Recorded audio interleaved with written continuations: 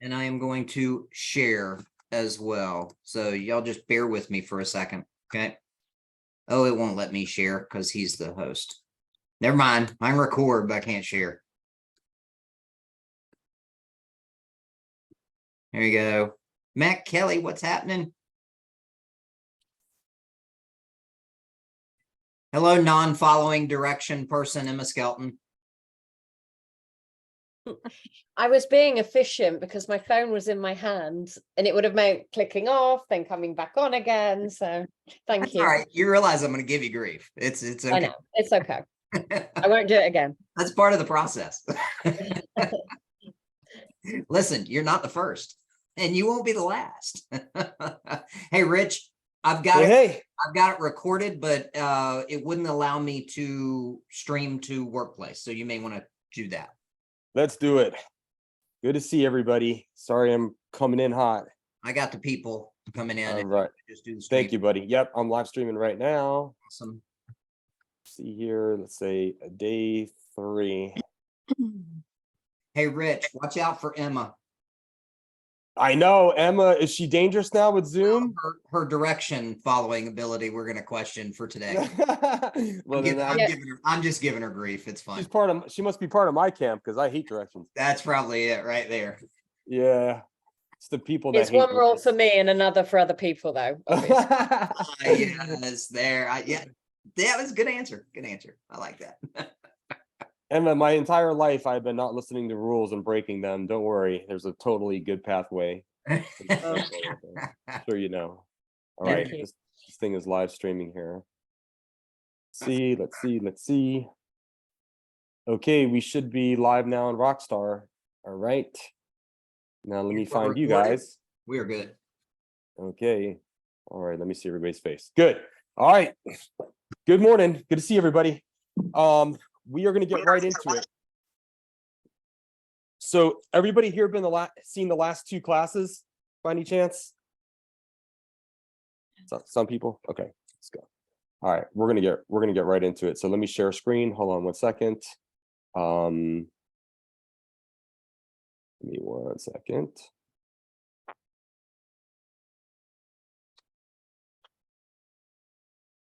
All right. Share the correct screen. Don't share that. Yeah, that's why I'm doing this in the background. See something I have to apologize for. All right, let's see here. Can everybody see this? Good. All right. Good. Okay. So in the last couple sessions we did, we basically got everything on the grid, right? So the subject property was a townhouse in a subdivision, not too far. I don't want to recap too much because they've been recorded and you guys can see them. So all I did was I put all the comps basically down here on the grid and I adjusted them out. Now, I know that we have to learn how to find the adjustments, which we're going to. But I just wanted to get some basic numbers out here and I wanted you guys to be able to see things sort of broken down. So again, we have the 3 sales. They're all 3 older townhomes. I mean, not very old, but there are new townhomes out there. So I wanted to make the distinction.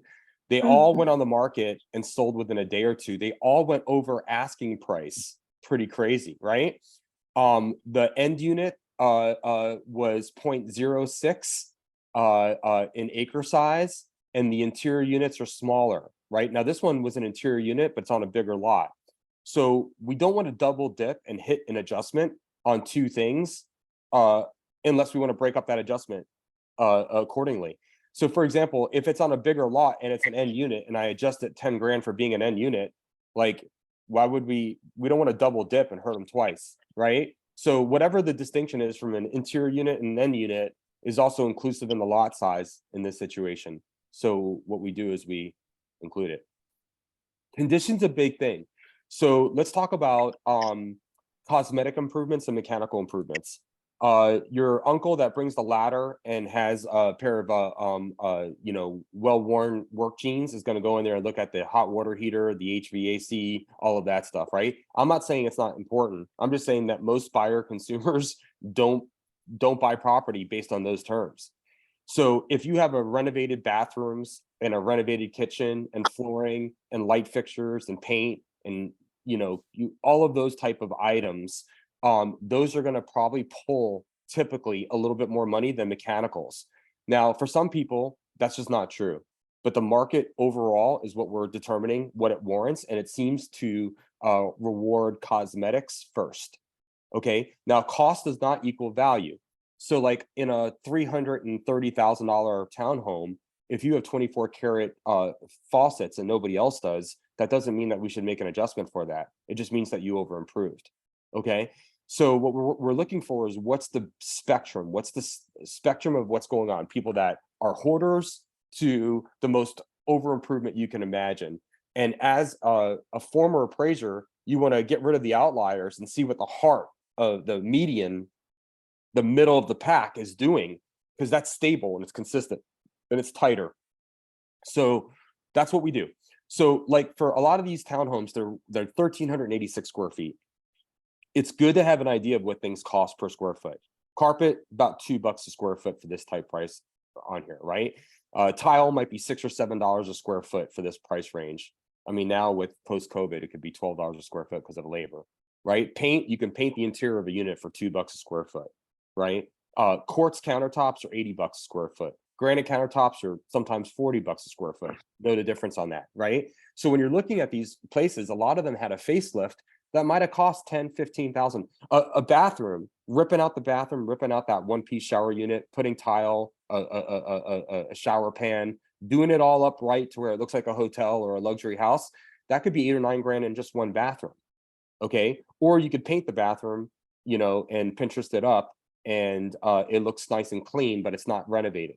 So you want to make a distinction on what the property looks like and how it compares to the other properties. All right. Now, when a property is only less than 20 years old, I don't think we're looking at like total rip outs here. Okay, we're looking at just for basic updates. So this first sale that was one of our comps was basically just had new carpet, new paint, some light fixtures. They got in the one bathroom. So I made an adjustment for $8,000 because it looked like the ones that were pretty upgraded versus the ones that were average or nice were selling for about an $8,000 premium. And then when I looked at closed sales, and I had to go back on closed sales, and we'll expose all this stuff. We have all the time in the world to train together. I'm doing this every morning, right? But when you looked at the sales, like there wasn't enough recent data to make a big distinction between the two. So I actually went back and looked at stuff that happened 2 or 3 years ago, and you were able to see like these are both 2-bedroom townhomes, and the subject and comp one is a 3-bedroom. The only difference between these two townhomes here is one is semi-upgraded, and I don't know why this got a $15,000 adjustment there. There we go. And then let me just make sure. Oh, that was for the bedrooms and bathrooms. Okay, got it. And then so like these two properties right here, they're both 2.5 bathrooms, 2 bedrooms. They're both about the same square footage. They both have a 1-car garage. One has a patio and deck. One overlooks a park, right? But it's basically the same thing. So the only difference between this 310 and 305 is that this one was $4 grand nicer, basically, right? If you only had these two sales to look at, you would say that that condition adjustment should be $5 grand. So let's change it to $5 grand just for illustration purposes. These are the same exact units. So something that's had a small facelift on it with the same exact units sold for $5 grand more than this one. Or was it the park? Is the park worth $5 grand? So maybe this is worth $3 grand, and maybe that park is worth $2 grand extra to have that view. Either way, we can dial it in. So even not knowing the adjustments, you can see things in it. So let me get rid of all the adjustments, okay? And just show you what common sense, how far common sense goes. We're not even looking at, it's called paired sales analysis, when you look at similar properties and determine what the delta is. All right, I'm keeping that 7485 in there because we always minus closing cost, right? So if you were looking at a 3-bedroom, 2.5 bathroom, like the subject, like comp one, you would say, oh, wow, just looking at the sales without any adjustments whatsoever, it's a $40,000 difference for having a 3rd bedroom, right? Yeah, but how's that broken down? I could just minus out, I could just basically add 40 grand here on these two sales if I just looked at it very simply, but then we would come at a different number than we would come at if we looked at it in greater detail, okay? All right, so let's just look here. These two comps are exactly the same almost, okay? So this one's on a bigger lot, but it's an interior unit, so it doesn't have all the side windows. They're both townhomes. This one's got a it's been touched. This one has been preserved. Okay. Square footage is the same. These could literally be the same units that two different measurements were reported on. So the delta between 16 square feet is not something I'm going to adjust for. Okay. They're both one-car garages. They're both right one street over. One has a deck, which means that it's composite or it's wood. And they both have a little concrete slab patio, which, by the way, you could do on your own for $500. We're not talking about a big thing here. Okay. One overlooks a park. Can we make an agreement here on this conversation that basically the difference between comp 2 and 3 is a park and a slightly better condition? If you can, what's the difference in price? 10 grand and 5 grand. So there's a $5,000 delta that has to encompass a slightly more updated unit and a park view. So if I could find other units between these two that are 2 bedrooms that don't have a park view, and they're selling for basically 310, then I can say the park view doesn't add any value. It's just something that would make the property sell faster. It's marketable, not necessarily valuable. Or if I found other units that were all average condition that were selling around between 305 and 310, I'd say, hey, maybe these slight upgrades don't make much of a difference because people are going to go in there and paint their own walls, their own colors, right? And put down their own throw rugs and make it look homey, right? But I know that this 5 grand delta, by looking back at paired sales analysis, has a little bit to do with condition. And I can't really support much of an adjustment for the park, right? So let's just say it's worth $1,000. What does that do? That pairs out these two at the same exact price. Now, if this was a garage, if this had a second car garage, which I don't think any of the 2 bedrooms do, right? And then this one was selling for 310 and this was selling for 3.5 and the condition was the same and the view was the same, we would know that that extra garage is worth 5 grand. Now, not in one case, but looking at sort of a pattern of consistency. All right. So 2005, 2004, 2005, same. 0.6, 0.3, 0.6. You know what 0.4, which is the subject, 43,560 is an acre, 43,560, right? Times 0.04. That's 1,742 square feet. For many people on the call, that's the size of the house that you're sitting in, right? Do you guys think that you can tell the difference between 1,742 square feet of land and 1,500 square feet of land? I mean, come on, like they're tiny. It's postage stamp. If a postage stamp was 98% of the size that you're used to having, would you notice it immediately? Yeah, I don't know. Okay. Residential versus interior, that's a big deal. One less neighbor, lots more sunlight. That could be a good or bad thing for you, but most of the time the market's going to really be kind to those features. Average condition versus upgraded. Okay, I wish I had all average condition homes. This way I don't have to make any adjustments there. We want to adjust these sales as little as possible. The guidelines is that on location, you want to be within 1 mile of the subject, ideally. You don't want any of these sales to adjust over 31% of the entire price. So if this one for 310 has $31,000 of adjustments, right? That's 10%. If it has $90,000 of adjustments, it's not even a comp. Okay. So sale one, let me go in there and just mute out real quick. Got it. Okay, thank you, Rob. So what we're looking at here is just looking at common sense things. Let's look at the subject and comp 1. Okay, comp 1 built the same year. This is an end unit, so we know that this is nicer. When comp 1 is nicer, we adjust comp 1, right? Because we never adjust the subject. All right, so this is somewhat nicer than the subject. We don't know how much because we haven't done paired sales analysis. We're just looking at it. And it's in much better condition because we looked at the photos. And I can pull that up for you guys if you guys need a little refresher on what the comps look like inside. But the picture is going to be nicer.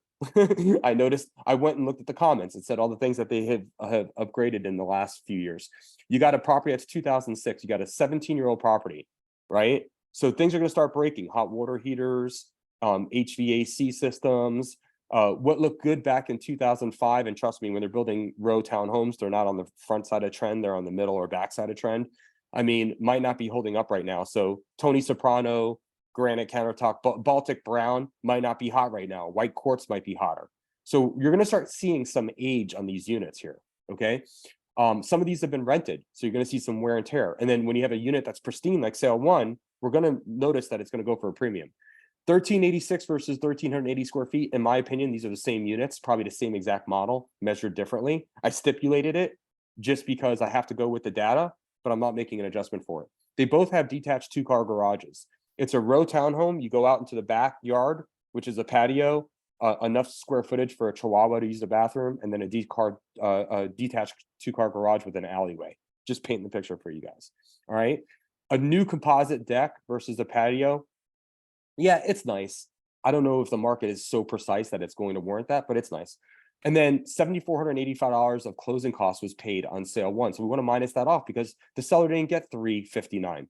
They got $359, $750 minus $7,489. That's what it sold for. Okay. Someone financed closing costs or repairs. All right.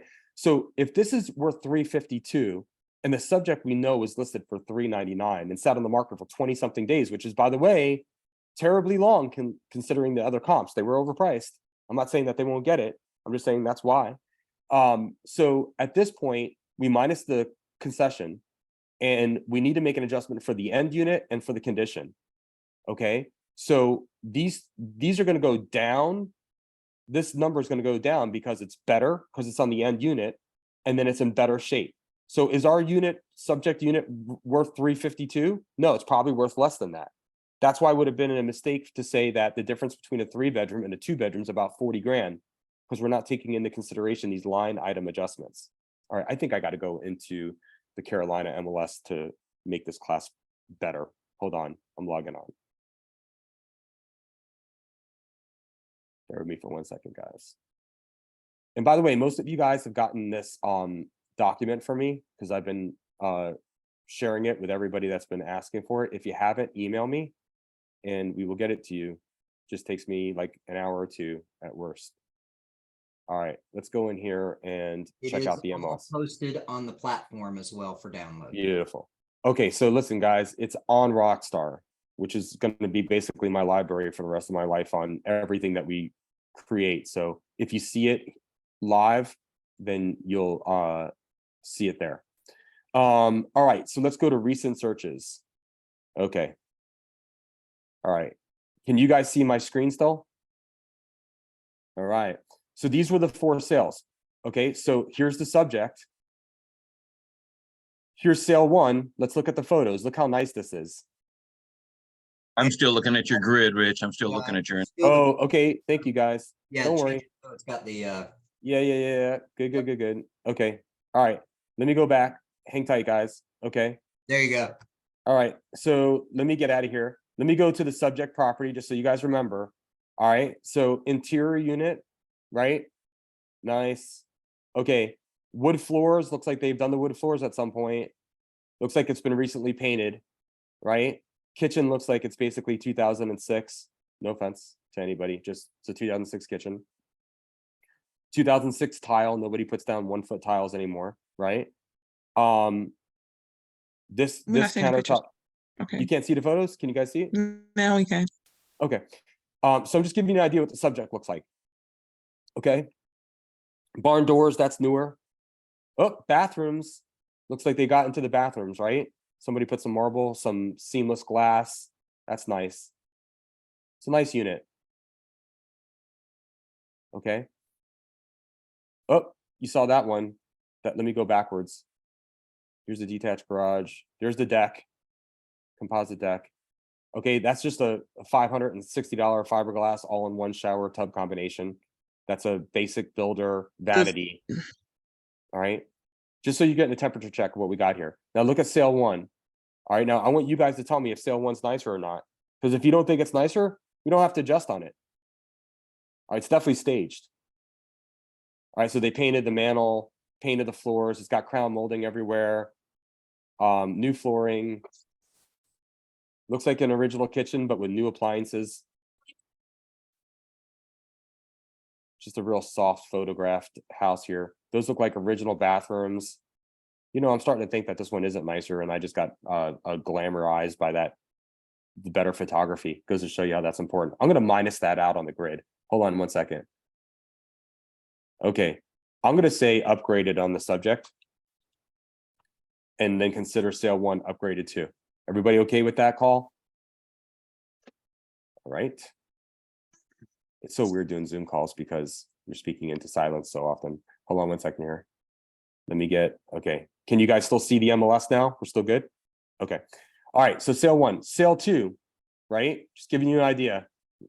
We got to look at condition, right? So looks like that's like a LV, like a vinyl type flooring with the wood look, recently painted.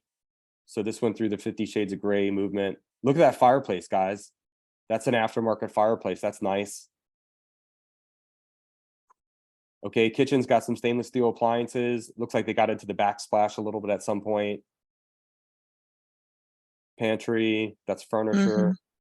Okay, so I'm just trying to give you a gauge. Let's look at this. All that tile in the back, that's not builder tile. They changed the mirror. Looks like they cleaned it up. Looks like that vanity's new too. So I might go as far as to say this sale looks fairly upgraded as well.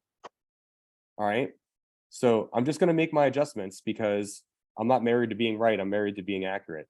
Hold on 1 second. Let me see. Where's my grid? Okay. All right. So semi-upgraded is what I wrote. I might go as far as to say that this is up. It's still upgraded. showing the picture. Okay. Stop share. Share screen. I'm back. Okay. So I'm changing my mind.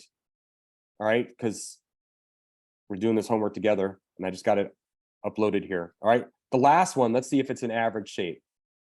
All right, hold on 1 second, guys.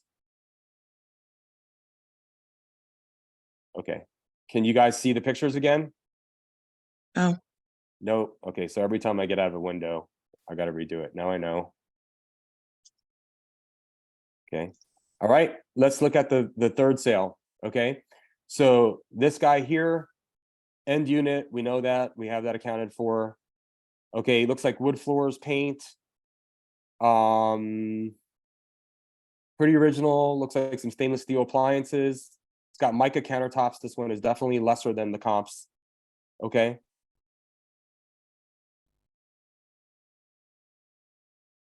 New carpet. Original all-in-one fiberglass, original vanity, original mirror, original light fixtures. Okay, so basically this is average. I think we got that part right. Okay, let me stop share again. Going back to the grid, and then let me go share again.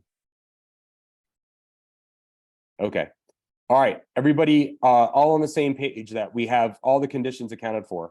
All we got to do is adjust now, right?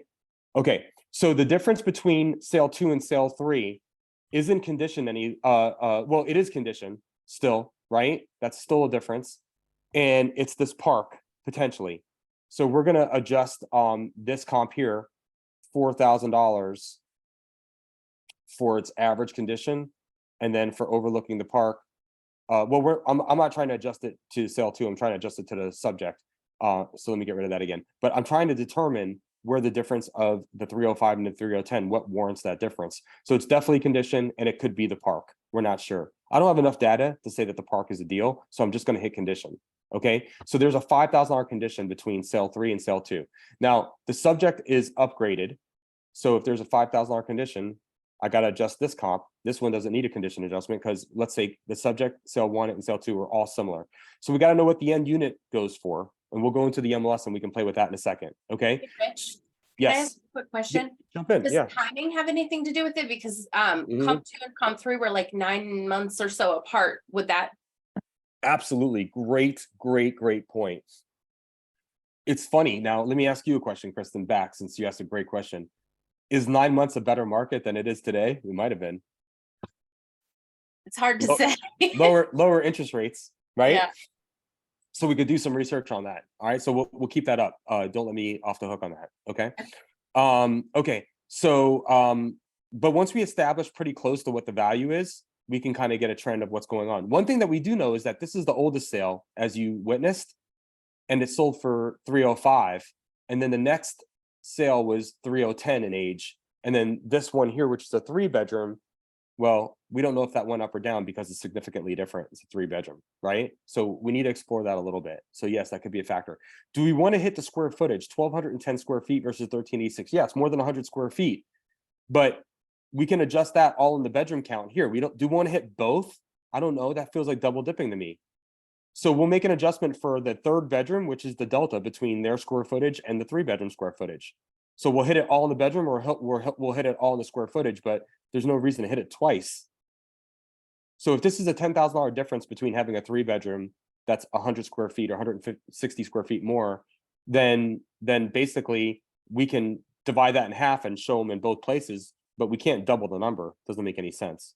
Okay, so if there's a $10,000 difference, we could just put it in the bedroom column or put it in the square footage column, but we don't want to make it 10 here and 10 here, because then that's 20,000, right? Unless we want 20,000 to be the number.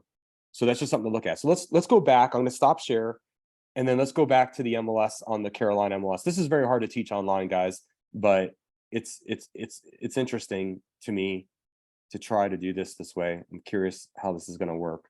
All right, so we're going to look at closed sales now. Can you guys see my MLS screen, or did I lose you again? Share again. All right. Okay, so now we're going to go in there and we're going to figure out the adjustments. This is the fun part. Okay. We don't need to have a number on the house yet. We want to go through the process because the house is just an illustration. So we're going to go sales 365 days back to 730 days back. All right, let's see what happened. Let's try to get more information, because we don't have a lot to work with here. And we're going to go into Morrison Plantation is the name of the subdivision. All right, and let's see, that's 16 matches. All right, so hang tight. Can you guys all see my screen pretty well? All right, so what we're going to do is, there's the Cove at Morrison Plantation. We don't want that. We want all these guys. So let's get rid of, and we don't want Meeting Street, because that's a live to work. So we just want Morrison Plantation in the subdivision. So let me go back and copy this and just put it in the subdivision, and that might clean up the list. Right, might not. There we go. Okay. All right. So we got 3 bedrooms and 2.5 bathrooms. And then we got 2 bedrooms and 2.5 bathrooms. So we have a pretty good mix up. So there was a lot more activity back then. So let's see what the year built was on these. Let me go back to criteria and make sure none of these have any of the new ones. So we're going to go 2003 to 2007, which was the time frame in which, see, that drops it down big time. All right, let's go back. So now we're back down to 4 sales again. Let's look at them, and then we'll revise and see if we have to go back further. Okay, so we got 4 sales. We got 4 2-bedroom, 2.5 bathroom sales, all similar square footage. Great. Look at the numbers. We got a 300 versus a 293, a 305, and a 275. It's all over the board. So let's look at the 300 real quick together. I know CMAs take a little longer when you do it this way. I know. But if you want to figure out how to do the adjustments, this is the only way to do it. And then once you get an idea of what a neighborhood's going for, you can use those adjustments on other properties and start speeding it up. So becoming an appraiser, you're very fast at the end once you're familiar, and you're not very fast initially. All right, so this is just basically your bare bones, nice 2.5 bathroom house sold for 300. All right, now I would put this on a grid just to figure out my adjustments with $4,100 back. So this one really sold for 295-ish. All right, so let's go back and look at the single line. So this first one sold for 295. This one sold for 293, almost the exact same price. So let's see, this is also an interior unit. Let's see if there was any closing cost. There's $500, nothing. All right, so these are $2,000 apart. So let's see how close these comps are. Sale 1 and sale 2 are basically, hopefully, the same exact unit. Okay, so let's look at this one. We have basically an interior brick. We have a patio, and we have a detached garage space. Yes, a 1-car garage. Updated townhome, plank flooring. Some of the stuff is maintenance, some of the stuff is remodeling. 3 days on the market. All right, now let's look at this next sale. All right, this one here is 293. Okay, 1 day on the market. All right, now the market could be wrong a couple of days. Look at all these EXP agents. I love this, right? $5 of closing cost, basically 1-car garage, yes, and it's got a patio, yes. All right, so let's go back to this single line. Does anybody have any idea what a 2-bedroom, 2.5 bathroom is worth back somewhere between a year to 2 years ago in there? Yeah, about 295. Same units. All right. Now, if you stop share and you go back to my grid, a 2-bedroom unit house in the last year would be a good example of looking at these guys, and they sold for 305 to 310. So Kristen, the answer to your question is that the market is still appreciating. Make sense? It went from 295 to 305 because this one's an average condition, basically, right? Actually to 310 because this one's an average, so we'd have to adjust that. So this is a 1-car garage, deck patio. So it went up from 295 to 310 based on that. So that's $15,000. So that's basically what, $1,200 a month. So if this one's 9 months old, we can go 9 months times $1,200. Now, I didn't do a ton of research, right? We just used one example, but this one would have a time adjustment of $10,800. And if this one was 6 months old, it would be 1,200 times 6. And this would have a time adjustment of $7,200. And this one was very recent. So let's look at this for a second. So I'm going to adjust this the way that I know it should be adjusted, right? Is that there's a $15,000 premium for a 3-bedroom. We'll go back in there and try to prove that, right? But I did some preliminary look on that. And then this one was basically a garage, probably at least 15 grand, 2-car garage. It'd be nice to be able to park in it and put your stuff in there. I can't adjust for the park because I don't have enough data on there. But now we're starting to tighten up. 352, 347, 350. Okay. All right. I'm going to stop share. I'm going to go. Oh, we're already at time. These things go by fast. Let's take this as a stopping point. We'll go back and look at the data there. Just because we're at time, open it up for questions. Anybody have any questions so far? I know it's not. Go ahead, Sean. If you can't find those concessions and stuff on your MLS, is there another way to try to figure that out? Ugh, God, I hate that they wouldn't have that on there, Sean, up in Washington. You could text the agent and ask if there was any concessions. Sometimes the tax records will show stuff like that, but normally they won't. So yeah, that's the biggest thing. And you know what? You know who will know if there's a concession if the listing agent doesn't respond? Send the message to the buyer's agent. Right. So that's the one way to find out there. So listen, I know that this is a little bumpy because I'm doing it with you, but I don't know how to teach you unless we're doing it together. I could kind of teach from you, like from the platform of this is what you do, but by actually going in the information and seeing it, I think there's a lot of ways that you learn through that. If you guys think I'm wrong on that, let me know in the feedback and I can teach it from the stage, not from the field. Anybody else have any other questions? We'll make this a stopping point and then we'll go back and we'll start doing paired sales analysis. Go ahead, Kristen. Do you recommend any resources for like a cheat sheet of common adjustments, like how much you would consider an extra bedroom or things like that? Yeah, what I would probably do in a situation is I would call a local appraiser and I'd say, hey, look, I'm looking at townhomes in Morrison Plantation and we got 3 bedrooms versus 2.5 bathrooms, right? Like typically, what are you going for the extra 160 square feet and the extra bedroom in there? What are you adjusting off the top of your head? They'll run right through the list with you. I've had realtors call me when I lived in Florida, be like, hey man, what's an adjustment for half an acre in you know, whatever, plantation acres? And I would just say, look, basically land value right now is 85,000, you know, do the math this way, right? Marshall and Swift is the Bible of adjustments for real estate appraisers. So I don't know what technology has done to that platform. We used to have just a book that would thump your desk. You might be able to find it online or whatever, but that's another resource. That is the resource, period. Thank you. I appreciate it. You're welcome. Hey, All Rich, right, so, let me yeah. show them one thing real quick, just so that Go ahead. you know. Yep. By the way, guys, when you go into the platform, you'll see the game coaching with the Alliance. If you look under here, Ultimate CMA training with Rich. This has got the past two. Here's the copy of his grid. Make a copy of it, otherwise you won't be able to adjust it. And I'll put day 3 up there as well. So that is in there already on the platform. Beautiful. And Rob, So, going forward, everything's just going to be below that week, whatever. For Rich. at least on CMAs. Yeah. I will probably break Rich's into a separate whole module because it deserves its own module. So what we're going to do is we're going to take a break, just a basic temperature check. And I know that we're late, but if it's not killing you, I don't think it's killing me. Let me check. No, I'm okay.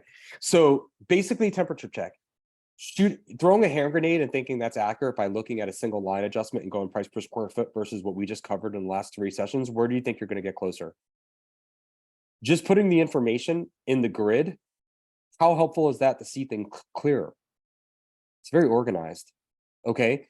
Last thing, how helpful is that when you go to a listing appointment and you have that versus some auto drafted CMA that your MLS did, which is basically price per square foot, right? Also, going through the methodology of how we come up with comps and how we pick them, how crucial is it to have the right comps? Right. So when you're on a property that you have no comps, like Emma's deal, Emma had a really, really odd property. I was almost kind of relieved that her system didn't work well, because to teach you guys on something very complex is not a benefit to you guys. But like basically what I would say is I'd say, look, I was a former real estate appraiser. I've taken a stab at what the house is worth, but there's a lot of interpretation because the comps are so far off that we made adjustments. And I don't know how accurate this is. I just know it's more accurate than anyone else you're going to talk to. I'd like to go ahead and get an appraisal and deal with this up front. And basically have them order the appraisal. If they don't want to spend the money, say, hey, okay, if you're not sure, then we'll go off my number, but we could be losing $10,000 or $15,000 for the cost of a $600 or $800 appraisal. Right now, who owns the appraisal? Well, when you're going through a loan, the lender. But when you're a private homeowner and you order an appraisal, it's yours.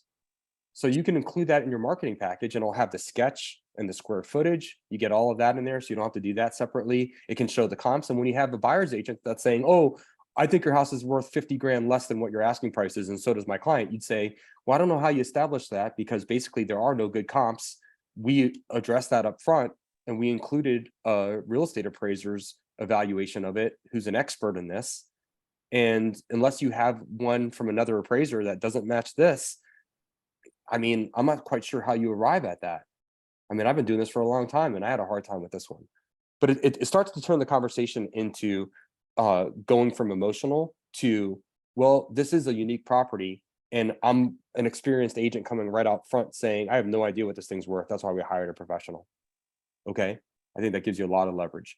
Part of the power of negotiating is by being vulnerable and honest about what you don't know and building a relationship with the person across the line from you.